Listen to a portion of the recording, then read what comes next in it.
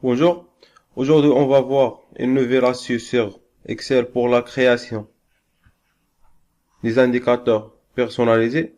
On va travailler sur l'exemple suivant. Par exemple, si on change ici le nombre de femmes à 2,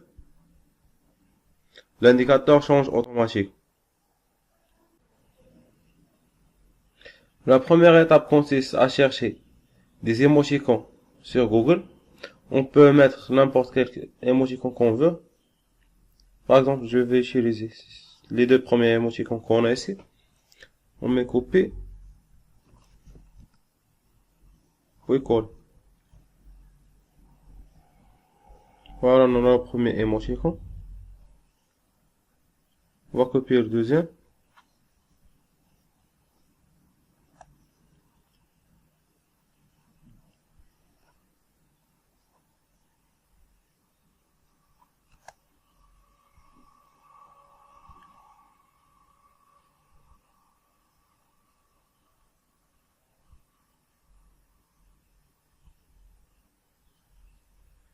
Et voilà, on a copié-collé deux émoticônes.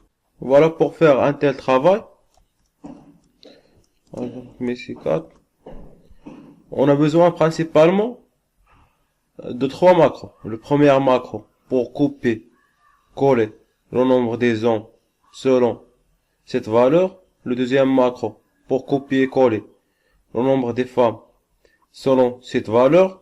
Et un troisième macro pour, à chaque fois qu'on met copier-coller, on doit mettre en premier plan ce rectangle bleu.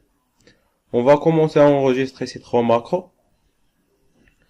On coche l'onglet développeur, puis enregistrer une macro.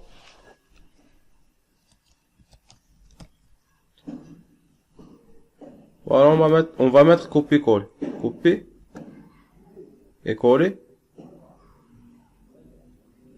Puis on doit la déplacer juste ici. On arrête l'enregistrement. De même, pour l'an, on doit mettre enregistrer macro.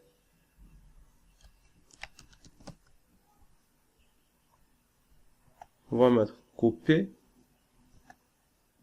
coller. On va le mettre ici. On clique sur arrêter l'enregistrement. On va visualiser ces deux macros.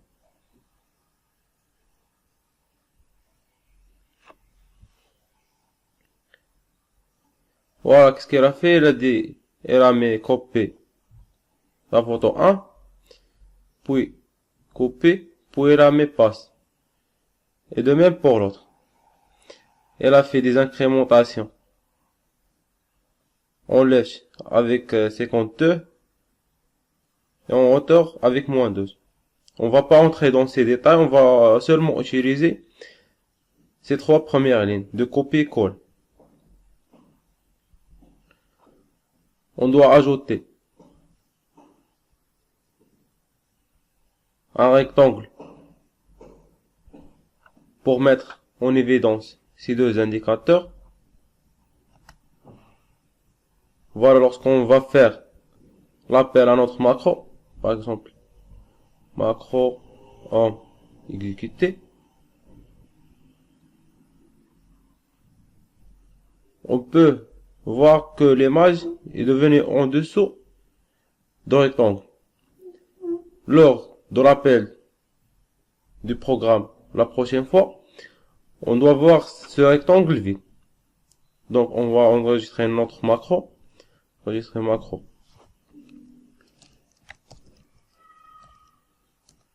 Rectangle. Dans lequel on va mettre. On va tout d'abord sélectionner le rectangle, puis premier plan. Voilà, on va sélectionner notre cellule. Et voilà, on a terminé les trois macros. Voilà, qu'est-ce qu'on a fait jusqu'à maintenant. Je vais exécuter ces trois programmes pour voir.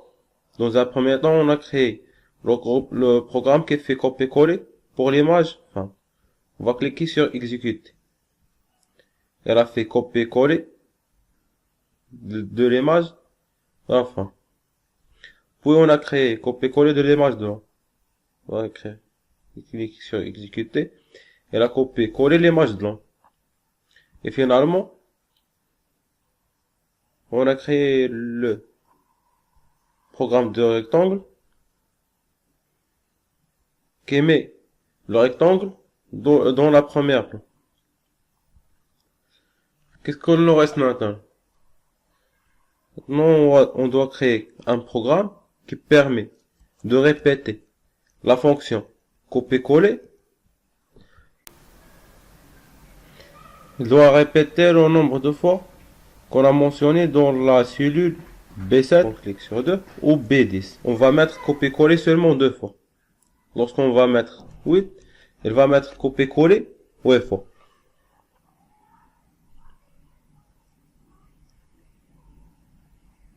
Voilà, on va nommer les cellules. Par exemple, ici on a femme, ici on a homme, ici c'est 4, ici 3. Voilà, on a enregistré notre classeur. On va cocher le visuel basique.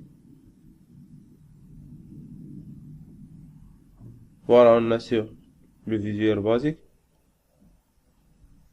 On a 3 macros principaux. Je vais cliquer sur 10 workbook. On va choisir 10 workbook. Et ici, on va travailler avec Sheet Change.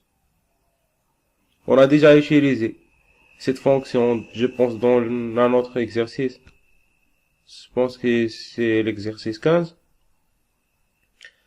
Et voilà. Voilà qu'est-ce qu'elle va faire lorsqu'on va changer quelque chose sur la feuille.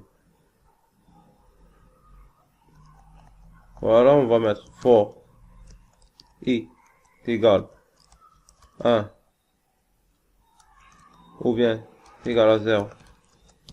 To sheets. Voilà, on met par exemple ici D. On met la feuille. Sheets D. Point 16 7 2.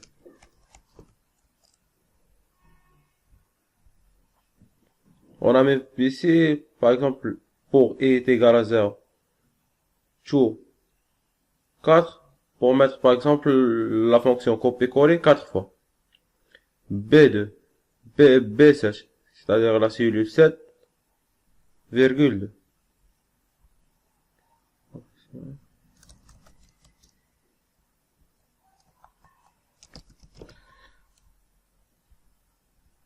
Voilà, entre i est égal à 1, to la cellule 7.2, elle doit mettre copier-coller de la photo de la fin.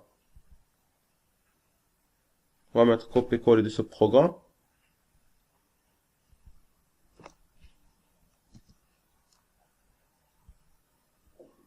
Et si on va mettre le plus i.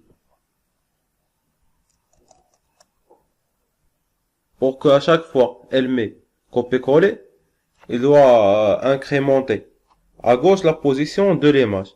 Par exemple, dans le premier cas, elle va la mettre en 54, puis 55, puis 56, puis 57. On va exécuter ce programme. Par exemple, si on clique ici sur 3.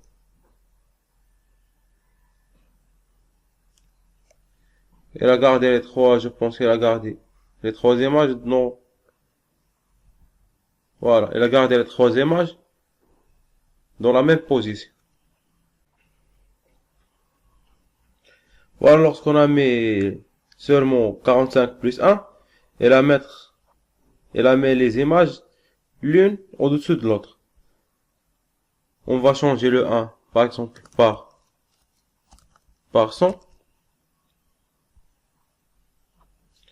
On va essayer. Elle a trop décalé les images.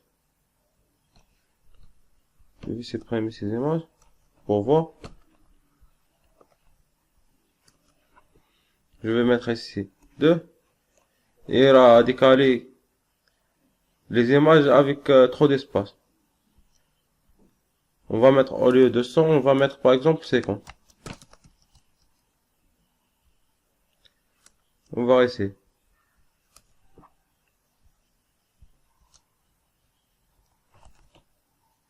Voilà, 50 c'est bien. Et là, met une image juste à côté de l'autre, juste à côté de l'autre. On va faire de même pour l'autre macro. Non? On va mettre copier-coller. Copier-coller. Au lieu de 7,2, on va mettre 9,2. Ou bien 10,2. On a mis la valeur de l'onde dans la cellule 10,2. On va mettre ici 10,2. Et on va recopier le programme. Non. Voilà, CTRL C.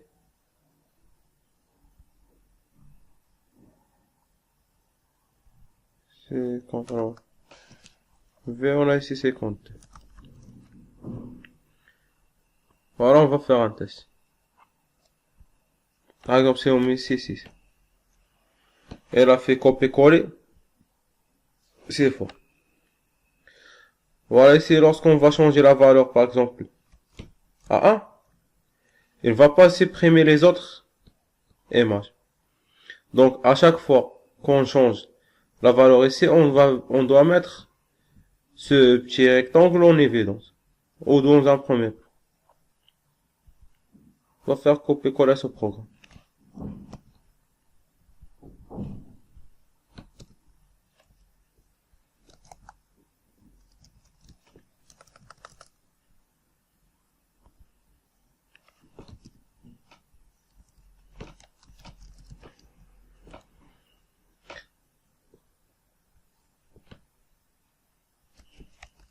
Et voilà, maintenant, à chaque fois qu'on va changer le numéro, il va mettre ce rectangle en évidence et il va mettre copier-coller. Et lorsqu'on va déplacer ou décaler le rectangle, on a les autres images qu'on a fait copier-coller.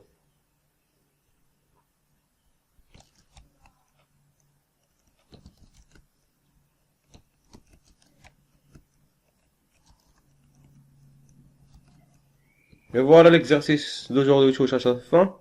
À la prochaine, Inch'Allah.